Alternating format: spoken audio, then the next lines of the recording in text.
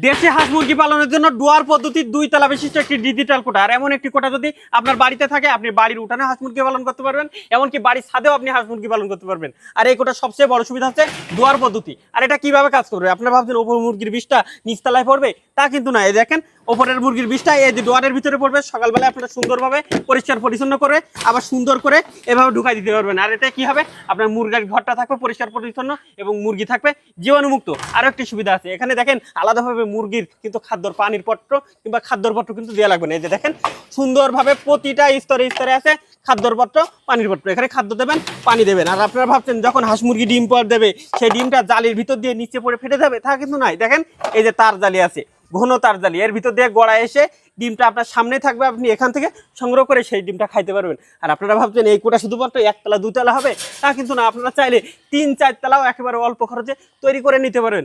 আর এই কুটাটি জিআই তার এবং রঙিন টিন হয় 10-20 বছরের ভিতরে কিন্তু নষ্ট হবে না, জংও ধরবে না। আর এমন একটি কুটা থাকলে আপনারা অনায়াসে 20 থেকে 25টা মুরগি পালন করে অবশ্যই লাভবান হতে পারেন।